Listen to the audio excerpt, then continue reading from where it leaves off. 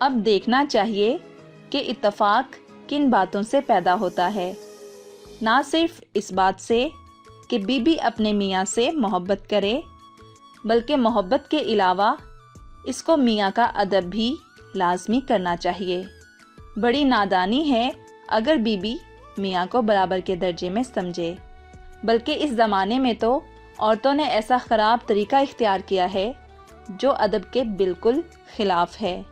جب چند سہیلیاں آپس میں بیٹھ کر باتیں کرتی ہیں تو اکثر یہ تذکرہ ہوتا ہے کہ فلانی کا میاں اس کے ساتھ کس طرح کا برتاؤ رکھتا ہے۔ ایک کہتی ہے، بوا میں نے تو اپنے شوہر کو یہاں تک دبا رکھا ہے کہ کیا مجال جو میری بات کاٹیں یا الٹ کر جواب دیں۔ دوسری فخر کرتی ہے کہ جب تک میرا شوہر دیر تک میری خوشامد نہ کرے میں کھانا نہیں کھاتی ہوں۔ تیسری اور بڑی چھوڑتی ہے، میں تو 10 مرتبہ پوچھتے ہیں تب ایک جواب مشکل سے دیتی ہوں۔ چوتھی اس سے بھی زیادہ لمبی چھوڑتی ہے، چاہے شوہر پہروں نیچے بیٹھے رہیں بندی کو پلنگ سے اترنا قسم ہے۔ پانچویں کی سنیں، جو میری زبان سے نکلتا ہے پورا کرا کے ہی رہتی ہوں۔ شادی بیاہ کے ٹونے ٹوٹکے بھی اسی غرض سے نکلے ہیں کہ میاں جورو کا غلام رہے۔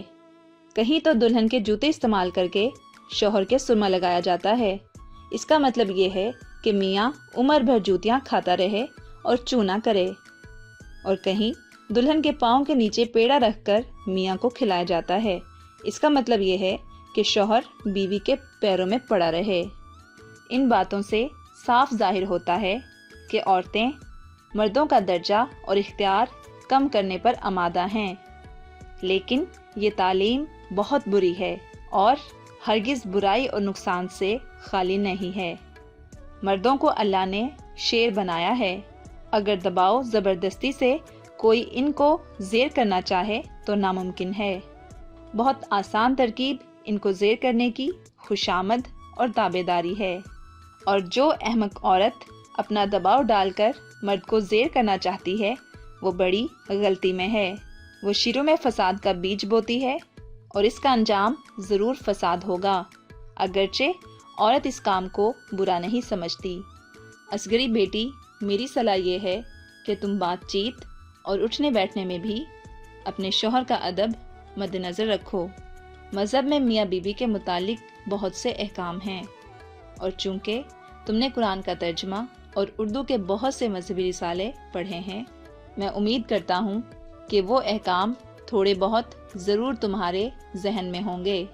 یہ احکام گھرداری خوش اسلوبی سے چلانے کے لیے بہت مفید ہیں، مگر افسوس کہ لوگ اللہ اور رسول اللہ صلی اللہ علیہ وسلم کے احکام کی تعمیل کی کوشش نہیں کرتے ہیں، اور اس میں انہیں طرح طرح کی خرابیاں پیش آتی ہیں۔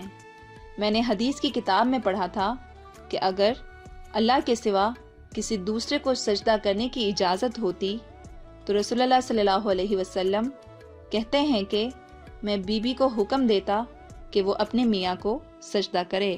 بس اسی ایک بات سے تم سمجھ سکتی ہو کہ میاں بیوی میں کیا نسبت ہے۔ اب اس کے ساتھ ملکی رواج کو ملاؤ کہ بیوی نہ تو میاں کو چھوڑ سکتی ہے، نہ بدل سکتی ہے، نہ اس سے کسی وقت کسی حال میں بے نیاز ہو سکتی ہے۔